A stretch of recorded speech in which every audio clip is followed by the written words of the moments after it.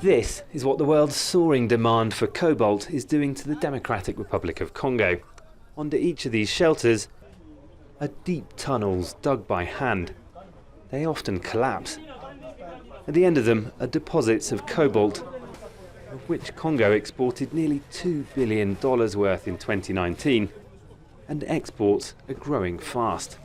But the miners say they're being cheated. We're working very hard and digging very far to take this out, but we're getting almost nothing for it. The conditions are dangerous, but we're not paid for our level of sacrifice under the ground. And the sacrifices are great.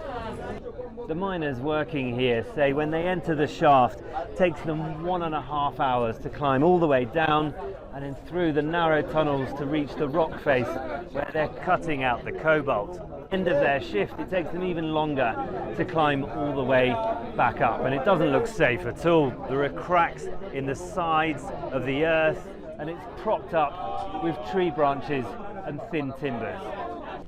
People here told us 2 miners were buried alive the day before we visited. When they didn't come home from work, their wives came here to find out what happened. They're waiting for the bodies to be dug out. The week before, people told us these men died here in another collapse.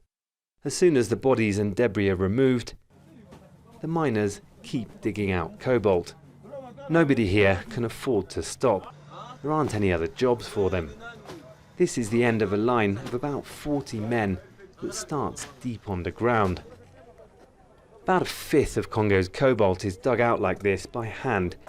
The government's planning reforms. It says it wants to make the sector safe. One rock's taken from every batch to be crushed and tested at buying stations like this one.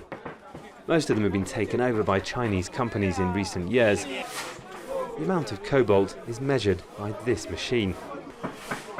All the miners we spoke to say the machines are usually rigged, as are the weighing scales. Are they taking us for fools or slaves? When we take our minerals to the Chinese, they cheat us on the quality and the weight. How can we, as Congolese, benefit from this way of working? Days spent digging out earth or rock without any cobalt aren't paid at all. These men have had better luck. They gather at the mine's edge to divide their cash. On the best days, they say they can make about $12 each, but usually it's less than half that. Much of the cobalt will go into the batteries of the world's latest electric cars. Here, it's pushed out of the pit on old bicycles. They risk it all to dig out one of the world's most sought-after minerals, but they only see a tiny fraction of its profits. Malcolm Webb, Jazeera, KOLWEZI, Democratic Republic of Congo.